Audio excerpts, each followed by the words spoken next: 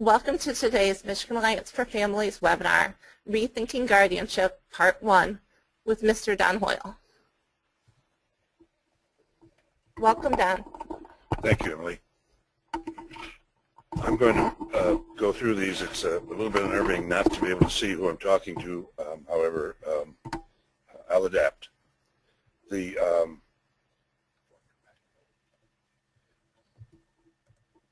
first item is a summary statement from the Coalition on Alternatives to Guardianship out of Ontario in Canada. And their belief is that when you deprive an individual of their rights and their right to be accommodated and supported especially, and appoint a substitute decision maker, that leaves the person vulnerable. I'm not going to go through this any more than that, and I'm certainly not going to go through all the points of the actual document, but I would go to number 4 here.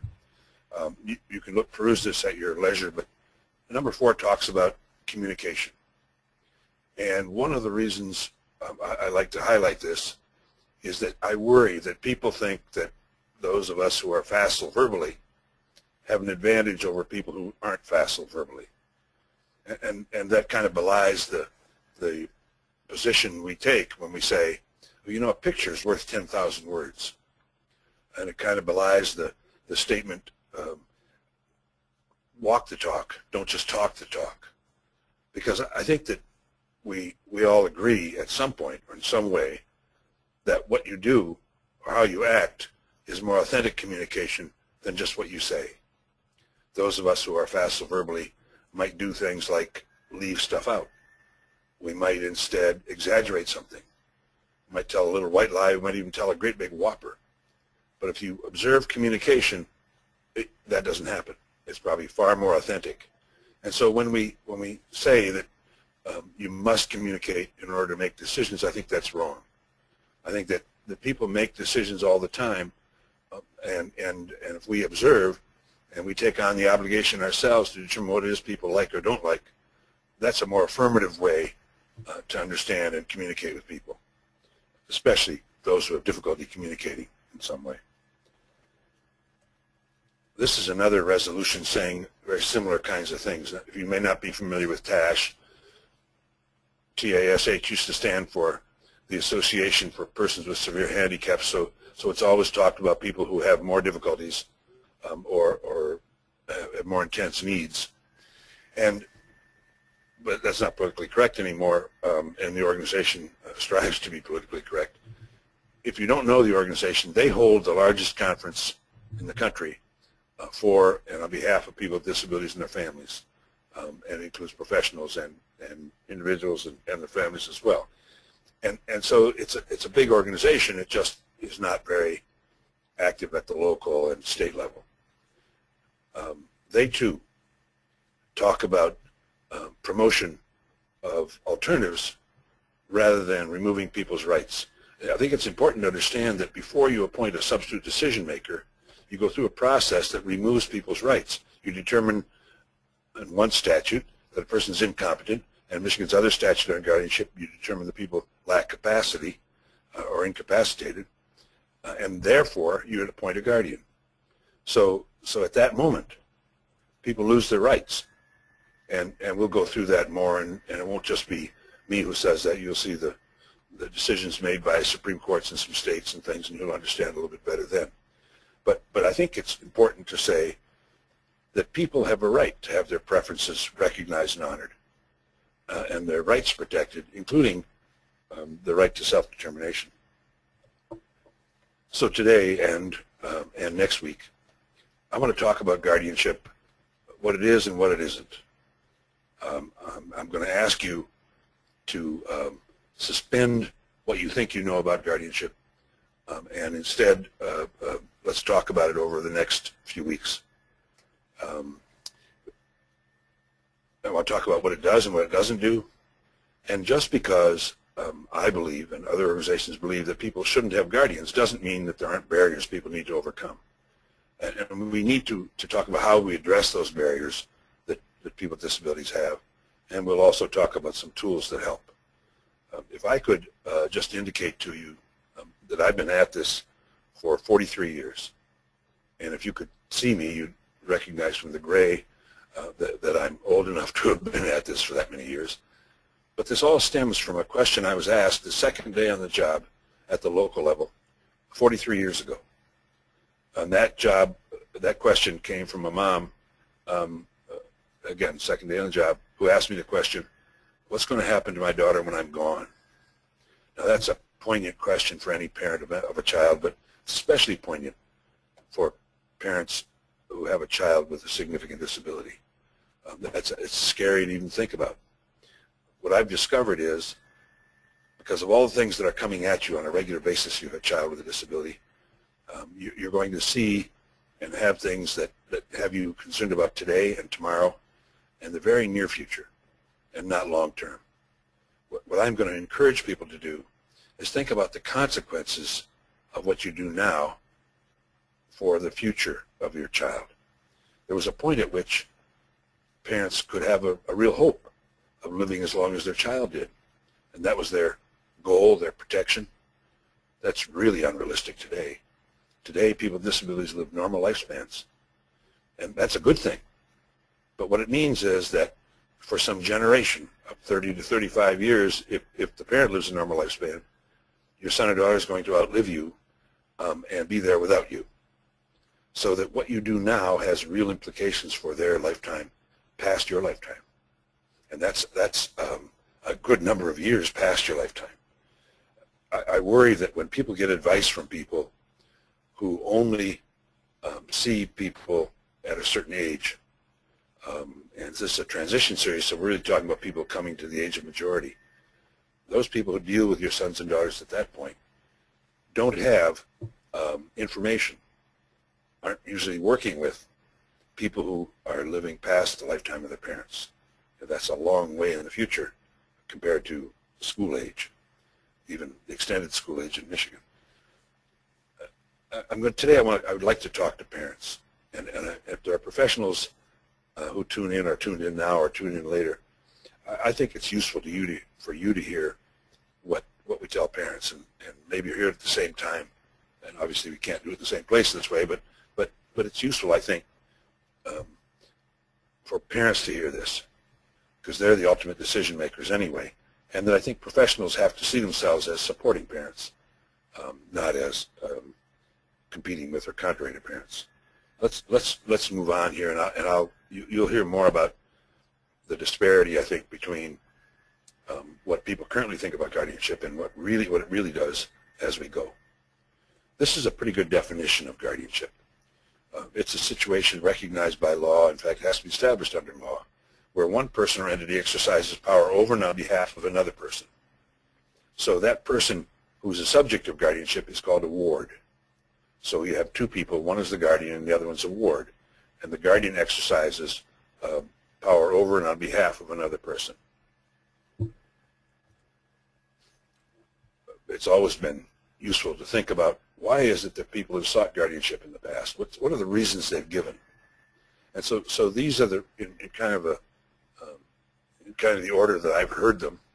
The reason I hear most often is medical, and then in descending order. So let's talk about these just for a minute.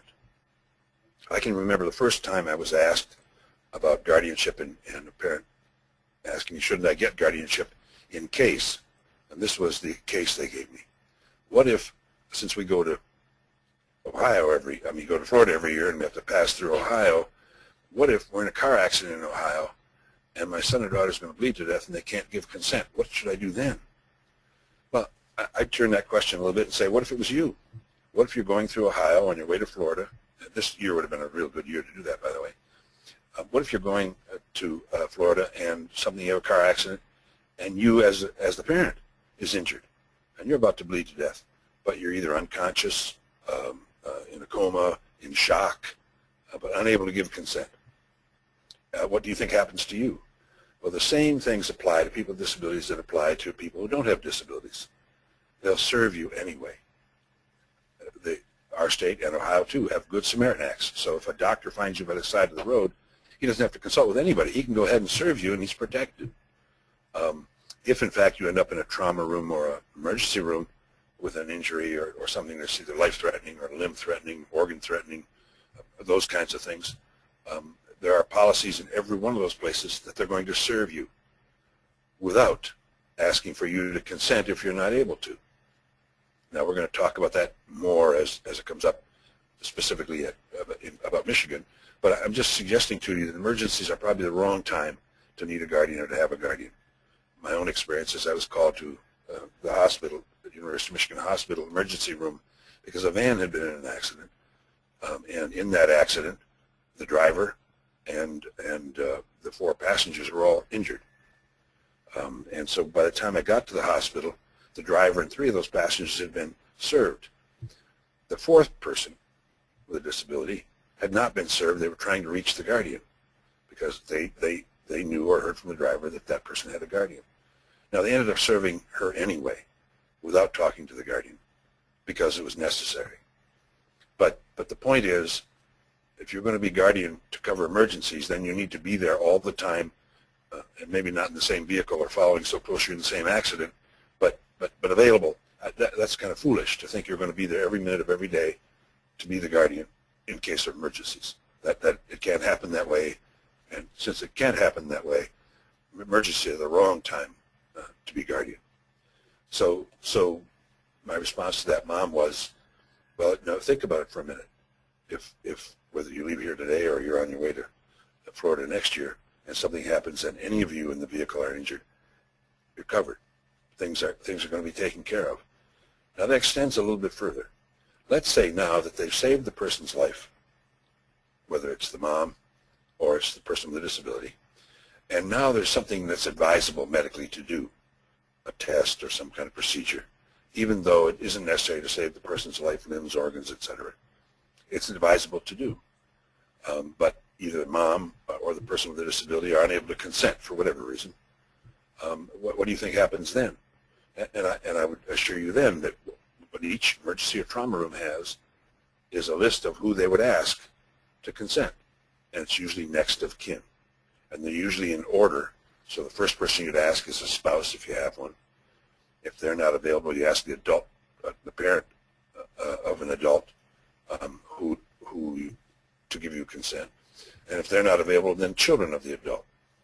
Something about children stand to inherit from the person, so there's a little bit of question about you put people in descending order. That's why. And so I'm suggesting to you that being a guardian in case like that probably isn't useful. And we'll talk more about the whole issue of consent for medical things later. It's a heightened level of consent that's required, usually called informed consent. It was established for different reasons, and we'll get into that later.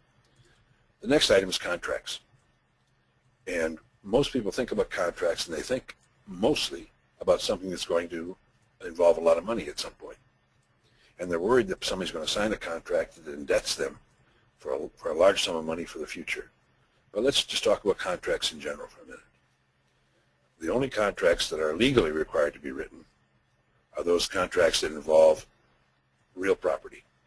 So a lease or buying a house or something like that, buying property, those kinds of things must be written. The second one is those things that are going to take more than a year to complete. And by more than a year, I mean it'll take more than a year to pay for it, or it'll take more than a year for the performance on the contract to occur. If either of those are the case, then it has to be written. And the third one is it involves interstate commerce. So if it's something about interstate commerce, then it's also supposed to be written. Other contracts are not required to be written. Now, some are. Either the person who wants to be paid wants to protect themselves, so they have a written contract, or the person who expects performance on a contract, they have something written so they can enforce the performance. So other contracts are written, but most contracts are not. And most contracts you don't think of as an actual contract. So buying a ticket to a movie theater or a basketball game or something else is actually a contract. There's offer and acceptance, the elements of a contract, and if for instance, you buy a ticket to a movie theater and they don't perform, they don't show you the movie, they're going to have to refund your money. I mean, it really is a contract. So too is buying a pack of gum. Offer and acceptance. I mean, so there are some contracts that you don't think are think about his contract because they're not written, they don't involve a large sum of money. And I'm just suggesting to you, removing a person's right to contract really has implications beyond what you think. And that there are other ways to deal with this whole issue. And we'll come to that later. Decisions about programs and records. And here, if you have questions about HIPAA, I suggest you talk to somebody who has expertise. HIPAA is the Health Insurance Portability and Protection Act. And what it says is that people who hold records, especially medical records, have a higher obligation now than they did before. Higher obligation to make sure that information about your health and about you doesn't get out to people without your permission. It establishes a tighter and higher level of recording, etc., on the part of the person who holds the record. So they have to not only hold the record private, they have to indicate and keep a record of whenever it's released, who it goes to, and what and the signature and all those kinds of things. So it's an impact on the person who holds the record. It does not require a higher level of consent or more rigorous attention to whether a person really knows what they're signing. None of that has been impacted at all. Only the obligations of the record holder. Then let's move to programs instead of just records here for a minute. We all have this opinion that we know what's best for other people, whether that's our children, adult children, and they probably think that they know what's best for their parents as well, but we all have that kind of a feeling. And we also think that we'd make better decisions than other people. And we know of things that if people just go through those programs, they'd come out better on the other end. We know that. We just have that inherent knowledge, we think, that that's what the case is and that's what would occur. Now, that's true for judges too, and so you look at when people commit a civil infraction driving where alcohol is involved, now judges almost universally order people to go through a 12-step program, AA, and that the 12-step program, it's their belief will provide a better person coming out the other end, etc. Now the data kind of belies that. The data shows that 90-some% of the people who go through those programs won't be affected at all. And it tells us that there's not only a disconnect between what we think happens to people if they go to programs and what actually happens. The truth is we have all kinds of data, tons of data, to show that people don't benefit just by osmosis by going to a program. Unless that program engages them, they're not going to benefit from going. And when people offer programs, and you and I look at those and say, well, maybe this person would benefit from that and go through that, the way they would benefit from it is if that program engaged them, whether it's a 12-step program, whether it's a program for people with disabilities, whatever it is, or for those of us who don't have disabilities, or not visible disabilities. Those decisions about programs that we make on behalf of other people are not well-founded. The data shows that if the program doesn't engage the person, if they don't engage in what's going on, they won't benefit from it. Now, for people who run the program, it's usually how they get paid is dependent on who's in the seats. You know, is the person present, or are they in the bed in a 6-bed home, or are they in the slot in the program? Do they come? That's usually how you get paid. And so for people who run programs, it's a lot more convenient to say, okay, I'm going to send this piece of paper home to the parent or home to the guardian, and they'll get their signature. And now my seat, that seat's going to be filled every day, and I'll get paid for that person all the time. Or that bed's going to be filled, whatever it is, that if I have the guardian sign it now. And if the guardian has questions, I can talk to them in normal language. I don't have to make it more concrete or break it down for the person. And by the way, most of the time I never have to talk to them at all. I just send a piece of paper, and I get it signed, and it comes back to me. That's more convenient as an administrator than having to convince the person to come back every day. But if we know that the way they gain from a program, the way they benefit from a program, is by being engaged and wanting to go, then maybe we ought to put that obligation instead on the provider of programs. Now, I'm not talking about school. I'm not talking about children here. I'm talking about adults. And it could be a student who's an adult. And then we ought to be worrying about the very same thing. Is that program one that engages them that they want to go to? And that doesn't mean to see their friends. It means, do they want to actually participate in the program? And if that's not the case, then we ought to be thinking about asking for a change in the program that engages people more. That makes so much more sense than saying, because of our own belief about what's going to benefit people, that we know best and they should go. I'm saying to you, evidence shows that's not the case. Evidence shows that if you want a program to affect somebody or to have an impact, then it better engage them. And the idea that we know best and we're going to send them to something that doesn't engage them, really we ought to ask for change. Then we come to financial decisions. We have more ways to handle money for people than anything else. So that's an issue that I think should be a non-issue. We can address money 100 different ways. And one of the things that I've learned across time is that we have a double standard. There are people, probably none of you, but there are people who actually buy more vehicle than they need, spend more money than on a vehicle that they didn't need to spend, or have more shoes or purses than they really need. There are people who actually bought lottery tickets. Now that's an insane way to use your money, as we all know intellectually. There are people who've gone to casinos. I mean, there are people who've actually gotten the wrong change. But heaven forbid a person with a disability would waste $1, right? Now, I'm saying to you, there's a double standard about all of this. There are people, I'm sure none of you, who had, but it was me, who had money in the stock market in 2008 and 2009. Well, wasn't that a foolish thing? How much money did we lose?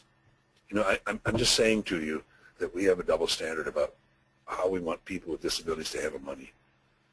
If what we're worried about is that the rent gets paid before they spend their money, there are ways to deal with that. There are lots of ways to deal with money, and I'm suggesting to you that double standard is one thing, but that we can provide assistance and support to people when it comes to money without taking their rights away, without removing their rights by guardianship with guardianship. Placement. And what I meant by placement here was where people live. And the way I talk about this subject is I want to relate to you a question I was asked in a little less sophisticated way than this, but by a gentleman who said, do social workers go to school? Do they have a class that tells them which people with disabilities should live with each other? Well, of course not. There's no class like that. Oh. Do doctors and nurses have courses in which people with disabilities should live with each other? No. No, they don't. Do therapists have that kind of a class? So in OTs or PTs or speech pathology, do they have a class where they learn which people with disabilities should live with each other? Well, of course not. And then the question is, well, how come they're so smart about it then? And my response has to be, across all my experience all these years, well, they're not so smart about it. The follow-up question is, how do they do in their own lives?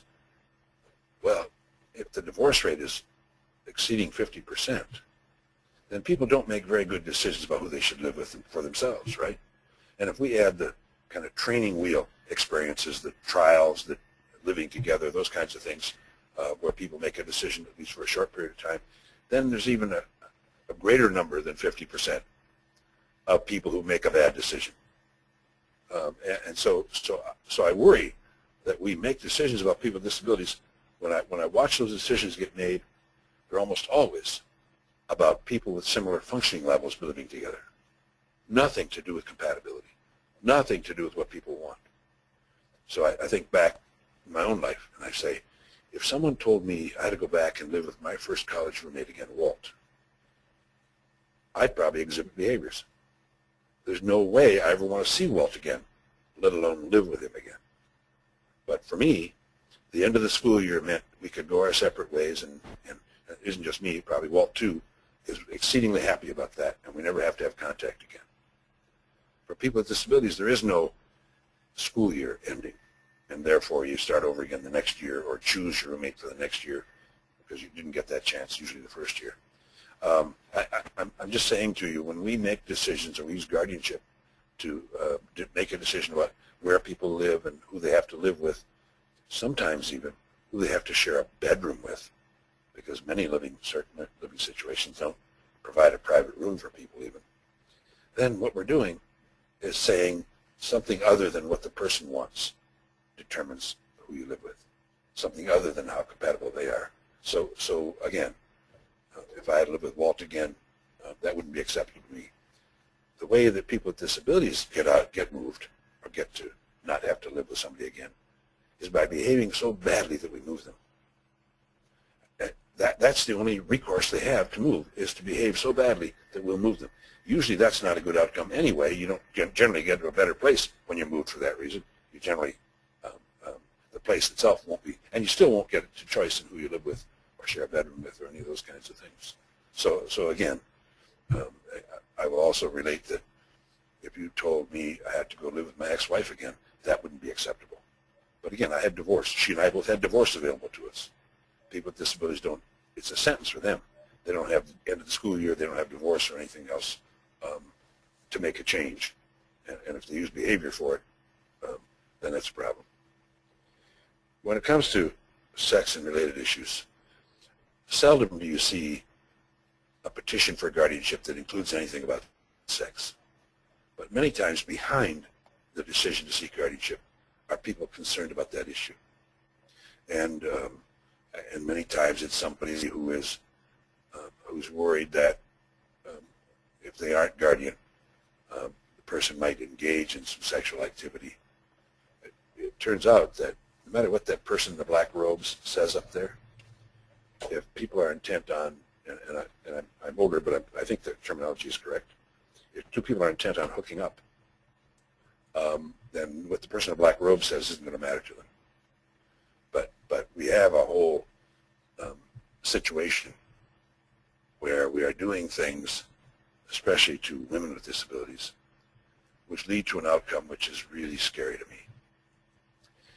If you knew, if this situation existed in disease, the Center for Disease Control would call it not an epidemic, a pandemic.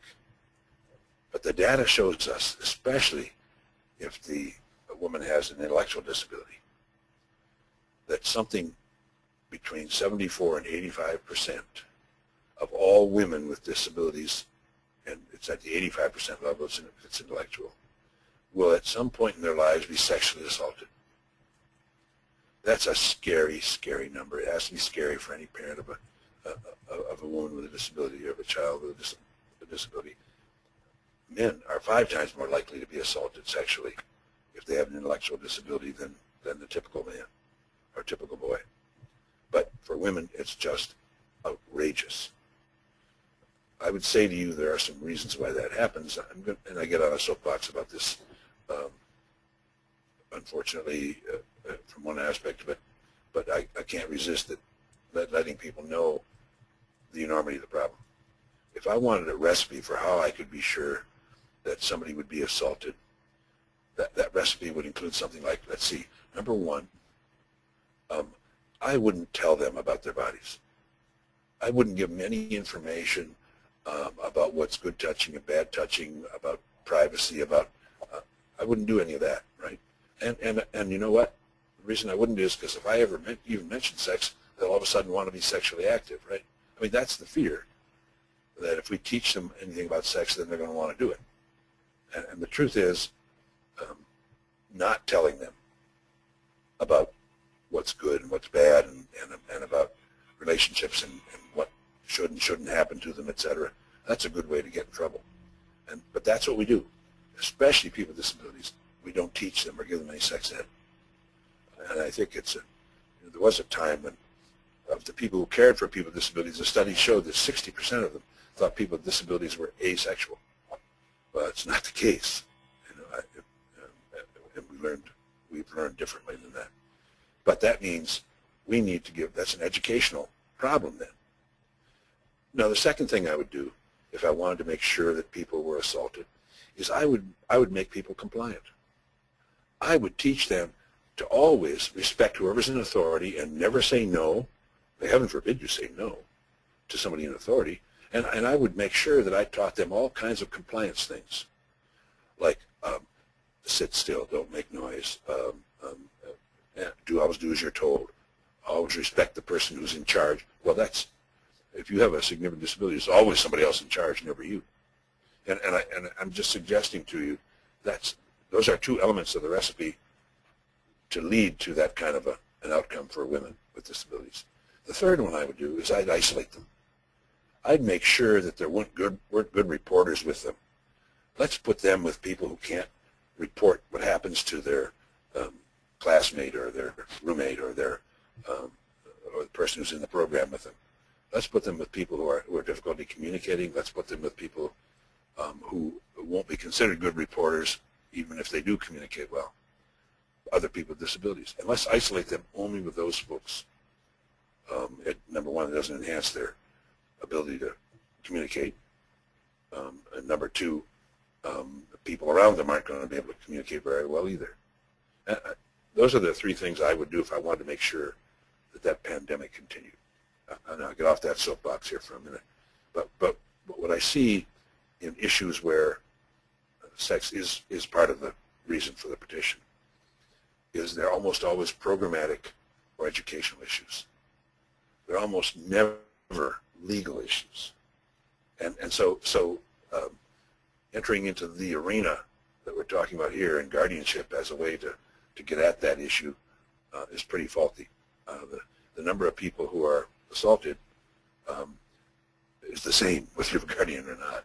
So I'm just saying to you, that's not a good use of guardianship. Guardianship doesn't serve very well in that capacity. And then finally, what's going to happen when parents or family are no longer around? There are some people who have some belief that guardianship is a way to deal with future issues, deal with planning for the future. And I would say to you, whoa, we know something different than that. When I was asked the question all those years ago, 43 years ago now, what's going to happen to my Katie when I'm gone, that prompted me and my organization back that we began to do research. We spent a considerable amount of money with everybody from actuaries, insurance actuaries, to insurance people, to trust people, and attorneys, and judges, and all the kinds of people who might have involvement in the future of people with disabilities. And we came to some conclusions. I'll share those conclusions with you as we go here. But in all that research, one of the things I can tell you is guardianship was seen as a terrible tool for planning for the future. One of the reasons is, and you'll hear some more later, but one of the reasons is what we learned is more than half the time when people seek guardianship or are successful in getting guardianship over their son or daughter, that means that at some point in that person's life, a stranger will be their guardian. It won't be somebody who knows them. It won't be anybody who cares about them. In fact, if you know this, and many times people who recommend guardianship don't even understand this, the statutes do not call for the guardian ever to have to meet their ward, ever lay eyes on them or meet them, ever. And certainly there's no requirement that they see them on a regular basis or monitor them or anything else. And so when you understand that, and you know that more than half the time, despite the best laid plans of parents, people end up with a person who's not there, who doesn't care about them, who never met them, has no obligation to meet them, as their guardian, then that's not a good outcome. That isn't what parents seek long term. So as the research showed, and the conclusion of everybody who was involved was, that's not a good planning tool. Guardianship is the wrong thing to use if you're concerned about what's going to happen when parents or anybody is no longer around. At the other side of that coin then, of why do people seek guardianship, is why should we avoid guardianship? Let me just give you some of the reasons. The first one is we should avoid any public declaration, I think, of incompetency or incapacity, depending which statute we're talking about. And for people with developmental disabilities, by the way, it's Chapter 6 of the Mental Health Code. And I consulted with the Arvin Commission. They consulted with me about writing the statute. Some of the language in the statute is mine. I'm an author of both statutes on guardianship, and had an intimate role in developing both of them. And as another way to say that I've looked at this subject some, I've consulted with the legislative branches and the executive branches in nearly a dozen other states about the subject, especially statutes. So I do know something about this stuff. But one of the things that I would suggest as a reason to do something else is to avoid talking about people in as derogatory a fashion as is necessary to prove that they're incompetent. We have times when we have to talk negatively about people with disabilities, with the Social Security Administration, let's say. But most of the time, what we ought to be doing is building up people's strengths and capacities, talking about positive outcomes and what they can accomplish, what we can accomplish for them, and thinking about supporting and accommodating people, not about the old-fashioned caring for and incompetence kind of a profile. We really ought to be more positive than that. And sometimes people think, well, the person doesn't have the understanding to even know what's going on in terms of a proceeding. What I would say to you is, we know that people typically have better receptive language than they do expressive language. So even if they can't tell you, they might be feeling it and might have an opinion of it. And I have two different instances, one with a woman I knew and one with a woman I didn't know when I was in the court, as a guardian was appointed for each of them. The person I didn't know, as they were leaving the courtroom, the mom tried to take at the elbow of this person to guide them through the door. And this woman, who had just had a guardian appointed and of course heard her mom testify why she needed a guardian, pulled her arm away and said, "I'll never trust you again." Now that person could express themselves. So if that's how they feel, then other people who don't express themselves but maybe have receptive language, I don't think it's a good process to go through for anybody. The other woman, who didn't have language to that extent, but who I knew, after the mom was appointed guardian, as they're leaving the courtroom, the daughter sat on the bench. Usually benches outside of courtrooms for people who are waiting for their case to be called or whatever. But she moved right outside the court, right, sat down on the bench and put her head down. And mom asked her what was wrong, what's wrong? And she wouldn't respond to mom. So I got down on one knee, because in order to look her in the eyes, and asked her what was wrong, because I knew she and her mom quite well. And she held her stomach and said, "Been hit in the stomach." I said, I cleared up that it wasn't something else, that she didn't have a stomach ache or anything else. But that's how she felt about what happened in the courtroom, like she'd been punched in the stomach. And I say that to you because there are times when we think, well, it isn't going to affect people, or they'll get over it, or whatever it is. In my mind, that's a slap at their dignity. And they hear people who they think love them talk negatively about them and how incapacitated or how incompetent they are. That's not necessarily a good thing, and we should avoid that, I think. And I think we ought to instead be promoting independence, dignity, and freedom of choice. I think that those are exactly contrary to guardianship. Freedom of choice. Well, you've just passed on the decision making to somebody else. And then, if you look at the next item here, people deal with the guardian, not the person. What I would suggest to you, if you have a visible disability, people talk to whoever you're with rather than to you, period. They just do that.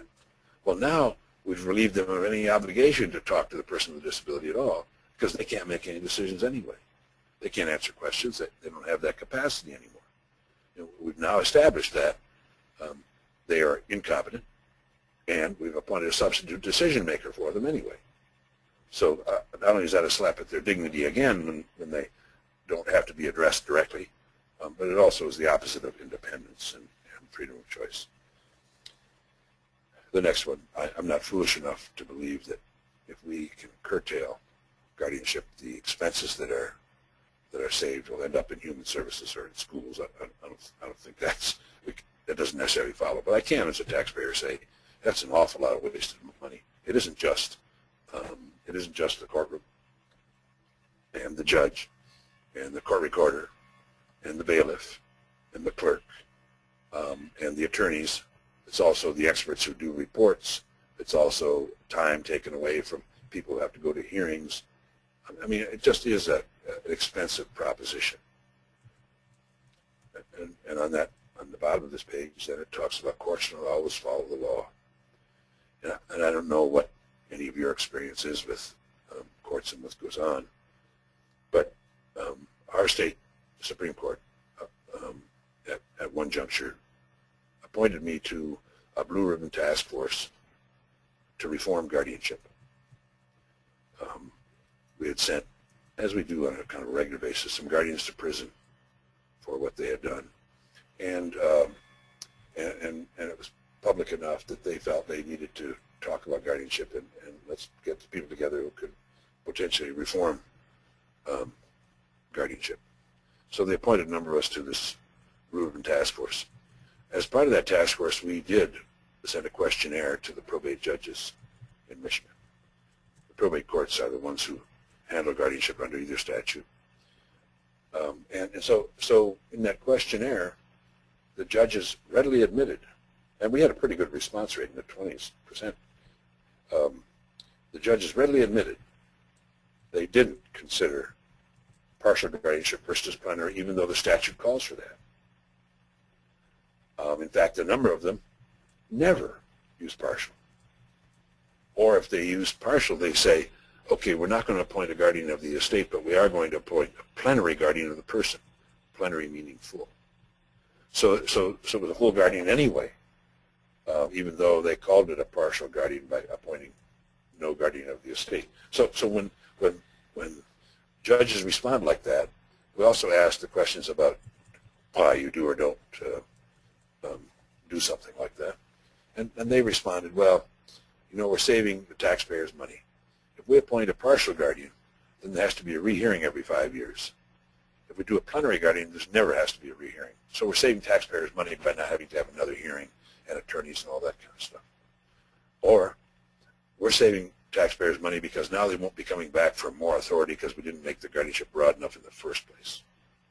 Or it's very difficult to figure out what authority to leave with the person, what authority to take away, and it takes a considerable amount of time to do that. It's much easier to do plenary guardianship. Well, that's laziness. You know, I mean, they're admitting to laziness at that point. And I just want to tell you that that's not the only place at which the courts don't follow the law. The statute calls for guardianship only as it promotes independence and is necessary, and they didn't even respond to questions about that. The task force came up with, I'll talk about two of the provisions we came up with that we asked for, and we went to the legislature with them. We said one of the things that should happen is the statute should require guardians to not only meet their wards, but actually see their wards every 90 days. Didn't seem like too much to ask if you're going to take a person's rights away and appoint a substitute decision maker, that person actually meet the person they're making decisions about and actually see them on a regular basis 4 times a year. Didn't seem like too big a burden. The probate judges opposed that. The Probate Judges Association opposed imposing anything on guardians that required them to see their wards. You know, so it never got to be legislation. We had it proposed, and the probate judges opposed it. The second item was, we said, you know, on the record, there should be a finding that guardianship is necessary to promote independence, this kind of stuff. Because if it's not necessary, necessary is kind of a real definite word. It either is necessary or it isn't. It's like pregnant. You either are or you aren't. So if it's not necessary, if you can do things another way, if there's another way to solve it, then we shouldn't appoint a guardian. They refused. They again opposed the recommendation that there be a finding on the record of guardianship being necessary before a guardian is appointed. So the two things the task force came up with, which we thought could improve guardianship, the probate judges opposed and were successful in opposing. And the reason, of course, that they gave the first one was oh, it's too hard to get guardians now. You make it harder on them, make them required to see their wards. It'll be even harder to get guardians willing to do it. Well, I'm not sure the benefit of it if they don't see their wards. I mean, I'm just saying to you, your view of what guardianship is as a person with a shield to guard someone else is not borne out in experience or in what we see on a regular basis. Sure, as a parent, you're going to do the right thing. 99.99% of the time, you'll do the right thing and what your son or daughter wants.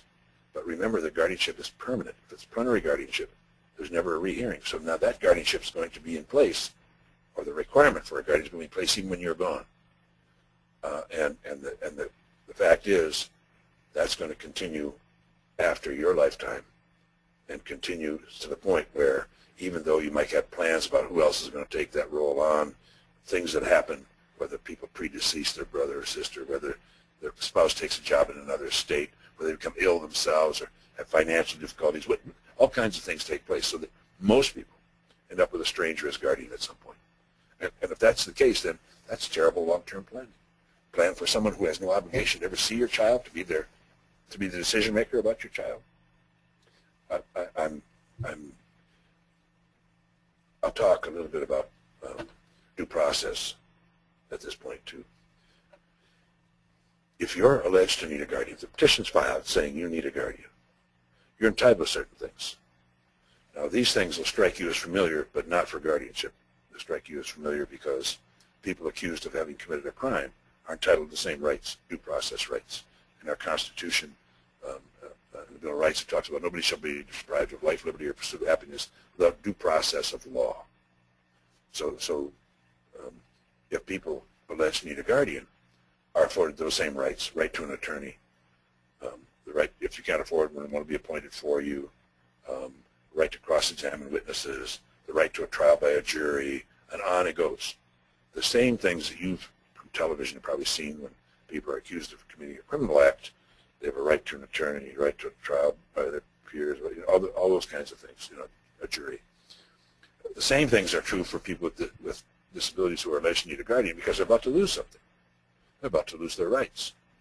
And that's recognized, so they're entitled to due process before that happens. Well, if you know in criminal instances, the person's always going to be present when a hearing is going on or the trial is going on. And you may have seen people who are shackled because they were too disruptive and got out of their chair or moved around too much, or you've seen people or heard of people actually gagged because they would interrupt the proceedings with saying things. And you may even know of instances where plexiglass was put up around people who were spitting on people as disruptive. But we'd never think about not having the person present in a criminal trial where they might lose something.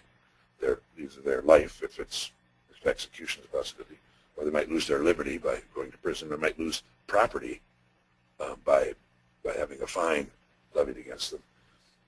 So they're entitled to this due process, just as people who alleged to need a guardian are entitled to it. And on the criminal side, you'd never not have the person present. But in many instances, people aren't there to have their guardian appointed. And the reasons given are all over the map. Too difficult to arrange. Staff couldn't get them there. People where they live asked not to have to bring them. I mean, all kinds of reasons why people aren't even there. And that's a real violation of the due process rights.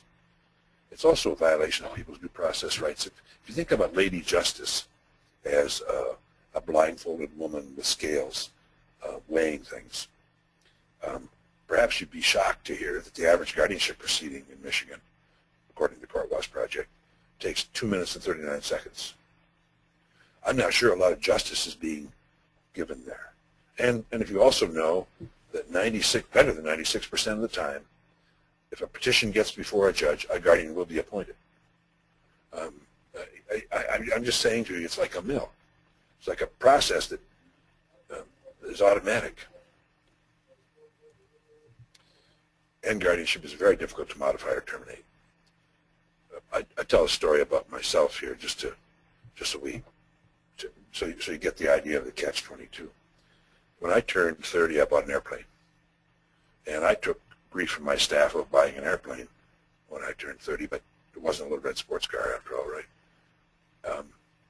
But anyway, that didn't set things off as much as the fact that back then we were paid once a month. So it was kind of a big deal. A payday was kind of a big deal. And we used to go to places to celebrate that served liquid refreshments. And we'd celebrate, and usually the boss bought it the first round, and then we'd go on. Well, after I bought the airplane, for a couple of months I didn't go to the celebration. And when I was asked why I wasn't there, and they missed their leader, and I don't know if they missed me or they missed the free round, but either way, they alleged to have missed me. And I had to tell them, well, you know, with an airplane, you have tie-down fees and airworthiness certificates and insurance on an airplane and buying an airplane itself. It's a very, very expensive proposition, and I really couldn't afford to spend money that way. And so they asked me, well, don't you like us? Don't you like being there? Yes, I just don't have the money. Well, if you deprive yourself of something you like or want to do because of your mismanagement of money, maybe you need a guardian. And they knew how I felt about guardianship, so I assumed it was tongue-in-cheek. They still accepted my signature on their paychecks, so I think it was tongue-in-cheek. But let's say that I had a guardian appointed, and if you really judge my background, you could say, you know, you haven't handled money very well in some other instances either. You know, there have been times you can get the right change. You did have your money in the stock market in 2008, not your money, my retirement, and so there are times that I didn't handle money very well, and so if you lump all those together, maybe you could say he should have a guardian to handle his money. So let's say I'd had a guardian appointed. A couple of years later, I go back and say, "Your judge, I learned my lesson. Why don't you give me my rights back to handle my money?" Well, Mr. Hoyle, what evidence do you have you can handle your money now? Well, you haven't let me handle any, so I haven't developed any evidence that I can handle it. But I'm assuring you, I won't make those mistakes ever again. I'll do much better. Well, Mr. Hoyle, how do you think courts operate? We operate based on evidence. And we have in the past had evidence that showed you couldn't handle your money, and we came to a conclusion based on the evidence, and you have no evidence to the contrary. Now, courts don't change their mind unless there's new evidence to say that the situation is different. Of course we're not going to give you the right to handle your money. We have no evidence that you can handle your money. I just say that because the difficulty we've had in terminating guardianship has just been tremendous. And we've had parents, I've heard parents say, well, they told me it was just temporary. In this instance, it was school professionals who told this parent, well, you can always do away with it later if you want to. I beg your pardon. This is almost always permanent. Where we've been successful in undoing it has been through great effort, by knowing somebody who knew the judge, by going through a whole process, and it was unsuccessful more often than it was successful. So it's very difficult to modify or terminate guardianship. And by very difficult, I mean verging on the impossible, although through dint of great effort and lots of stuff, we've managed to do it in some cases.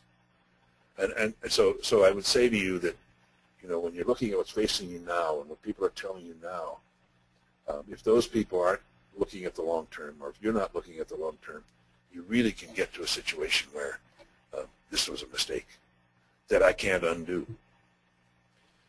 It also amazes people to hear that judges, attorneys, guardian ad litems, which are usually an attorney appointed by the court to represent the court in certain cases, have little, I would say, no training in disability.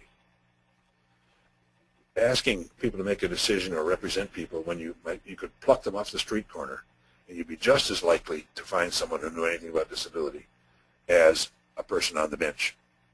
There's no training required in any law school in the country about disability. And there's no way that people, like judges, have any information on disability or have ever been willing to accept training from those of us who've offered it on a regular basis about disability. So if you ask a person off a street corner, how would you decide about guardianship or this kind of thing, and they saw somebody who had an experience of disability, they saw somebody with a disability that they avoided most of the time in their lives across the street, how kind of decision do you think they're going to make? You know, well, of course they need a guardian. Yeah, plenary, yes. I mean, there really isn't anything that says that they have any special training or any background. Only 5 law schools in the country teach anything about disability law. And that's never about guardianship. It's always about the ADA and those kinds of things, or the IDEA. I'm just suggesting to you that any expectation that these people are going to know anything about your son or your daughter, or know anything about disability or the disability field, or what the consequences are going to be, is really a mistake. They don't have that background. They don't have that training. And then we talk about corporate or guardianship problems. I can't begin to tell you the number of times that I've been told or actually heard or seen in writing people who will not go to meetings on people's behalf about important decisions in their life, the annual meeting or a person-centered planning meeting or the planning for the plan of service for people. And these are some of the reasons I've been given. Well, I don't make enough on this to go to all those meetings. Or number 2, there's nobody to charge my hourly rate to if I go to that kind of meeting. Why would I go? Or I make decisions and I just do a signature here. I'll examine what they send me. I don't need to be present. I'm just saying to you, there are people who won't even sign stuff that needs to be signed because it would take time and they're not compensated for it. So that, you know, we sent the Principles of Guardianship Incorporated in Wayne County to prison. The public guardian in Midland is currently in prison. An attorney in Eaton County who was serving like a public guardian is in prison. Mr. French on the west side of the state. I'm just saying to you over and over again. Now, those who we've sent to prison have almost always been because we found a money trail that taught us, or we could track, that they didn't handle it correctly. Let's say an instance of a person having 6 different burial plots. So the guardian bought 6 different burial plots for the person. Now, as I understand it, they probably only need 1 of those in the end. But they clearly got a kickback from buying those burial plots, because that's something you could list and nobody's going to question until you find out there were 6 of them. So almost always when we find guardians we can send to prison, it's about money, because that's one thing you can track better than anything else. But I can tell you instance after instance where guardians have done things that weren't what was best for the person or the family even. And yet we can't do anything about those. We can't track them. We can't do stuff about them unless it's really, really egregious and it comes to our attention. So I'm saying to you that when you get to beyond the family for guardianship, as happens more than half the time, you're really in a situation where it isn't someone who cares about your son or daughter. It isn't someone who ever meets them, sees them in many instances. And so it simply doesn't do what you think it will do or want it to do. The other thing about guardianship, even as a parent, people will tell you should be a guardian because this or that. And I'm suggesting to you, because you're the guardian, you still have to do all things. You still have to go apply for Social Security or SSI. You still have to do the Medicaid stuff. You still have to do all those things. Guardianship doesn't relieve you of any of that. So that many times guardianship is not advantageous in the sense of relieving you from things you need to do anyway. And you will see more of that as we go along. And I said to you that it was more than just yours truly who talked about things like constitutional rights. This is the Connecticut Supreme Court. And they use the term, where we use the term partial, they use the term limited. Plenary means full or total guardianship. And so what Connecticut says is the guardians appointed by the court, even in the case of limited, or in our state, partial, can be vested with substantial powers over a respondent, the person who's going to be the ward. Therefore, the appointment of a guardian implicates the respondent's constitutional rights. You know, those rights you thought were inalienable, those rights you thought everybody had, every citizen had, not people who have guardians. You know, guardianship means a second class, or maybe third class even, citizenship, because that person no longer has standing under the law. That person who has a guardian no longer has their rights, and the rights don't transfer to the decision maker either. The only things that transfer to the decision maker are the right to make decisions about the person, not their rights that you have under the Constitution, those kinds of things. They don't transfer. But you're relieved of them, that you lose them. That's why you have the due process. That's why they're required to provide an attorney if you can't afford one to be appointed for you, the right to a trial by jury, because you're about to lose something, your rights. In Iowa, you'll see this case again, but that they said about guardianship for people with developmental disabilities. A guardian can cause a person to lose their liberty, similar to that in an involuntary civil commitment for treatment of mental illness. And what they mean here is, if you have a psychiatric impairment, and you need to be, because of danger to yourself or others, you have to use a court process to put you somewhere and lock you away and keep you there. So you have a right to a trial within 72 hours and another right within 30 days and every 60 days thereafter. So if you're locked up by your guardian or by the mental health entity, whoever it is, and you have a psychiatric impairment, you're entitled to all those court hearings about it. If you have a developmental disability, you're not entitled to those. So the loss of liberty that's similar to what a court can do in involuntary commitment for a person with psychiatric illness can be done without any court review, without a court saying, this has to go back to us in 72 hours or 30 days or 90 days, 60 days, whatever. There's none of that review. So, and while I don't presume that a parent 99.99% of the time would do that, a different person who's a guardian could do that.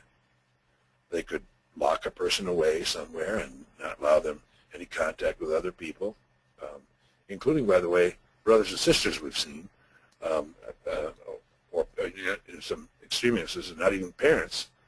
They can do that because they have that power over a person. And the Iowa Supreme Court was saying, you know, we have to really consider strongly appointment of a guardian where we're going to give that amount of power to them, that they can go above and beyond what the courts would allow in a psychiatric setting. I think people know that I asked for an hour and a quarter times 2 because we have so much to cover. I couldn't do it in an hour or 2 hours, so we're going to go to a quarter after. In California and Tennessee use the term conservator the same way we use guardianship. Now, under Michigan law, there's a conservator that can handle money under one of our statutes, but we're not talking about the same thing here. We're talking about substituting the term conservator for the term guardian because it means the same thing. In fact, in California, I did hear people say, in Michigan, you sometimes hear people say, I'm my own guardian. In California, people will tell you, I'm not conserved, meaning that they don't have a conservator appointed for them. But what they're saying, the California Supreme Court is saying, prisoners have more rights than people who have a guardian or a conservator. And I just, prisoners, so people convicted of a crime have more rights than a person who has a guardian appointed. I mean, if that doesn't get your attention or shock you, I don't know what will. Understanding that guardianship comes from Old England in feudal times, the times of King Arthur and the Round Table, if they ever existed. Okay, that's where guardianship comes from. Guardianship, rather than protecting people, guardianship was seen as a way to keep the government or the king, the crown, in their position. It was seen as the way the country should be run. So in those times, what they had and what they wanted were large parcels of property to be held by very few people. They would be called the nobility or landed gentry, you know, people who were above everybody else, who had property and land. And if you did the typical thing that we think of in this country by letting all of the heirs inherit that property, it wouldn't take very many times, and you'd have smaller pieces of property and lots of people who own property instead of just the limited number. The reason for that were, number one, the crown or the king or queen conscripted armies made up of the serfs who worked the land. They also collected a tax, which they called a fealty, which was usually part of the crops that were grown or part of the livestock that was grown. And so it was useful to have a small number of people you could go to do that. If you had smaller pieces of property, people might have to work their own land even, so there wouldn't even be people who could conscript for an army. We might have to institute a draft like we clearly did in this country. And I'm just suggesting to you it was a form of government. It was easier to communicate back in those days. We didn't have the technology we have today. Send somebody by horseback to talk to very few people than it would if you had to talk to a whole bunch of them. And those people typically gathered around the king and as the court during part of the year when they made decisions. But I'm just suggesting to you that guardianship comes from that time. And what guardians did was not protect the person. Let's say the firstborn male heir who was about to inherit the property or did inherit the property was a minor child and really couldn't control the property or deal with it right, or would be subject to influence or whatever. Or they were a spendthrift, and they might give up parcels of their property in exchange for something, portions of the property. Or they're a gambler, spelled with an O-R. They could lose a debt and lose part of their property. Or they were feeble-minded or a number of other old-time terms for disability. Then they might give it away or be swindled out of it or something. So then somebody might lose something. The next firstborn male heir would have their rights abused by what happened if you had a spendthrift, a gambler, whatever, feeble-minded person. So what they did as a way of dealing with that is they said, we'll establish guardianship. In some instances it's a trust, like for a minor child, but we'll establish guardianship or a trust to protect the rights of the next firstborn male heir. So guardianship was all about property. And back in those days, you'll remember this term, to make sure that there were large pieces of property, nobody inherited except the firstborn male heir, right? And that terminology comes from that period of time. Women never inherited, and the second son never inherited, only the firstborn male heir. So here is a methodology of protecting property and helping the crown, and so to make sure the property passed to the next firstborn male heir, and that's guardianship.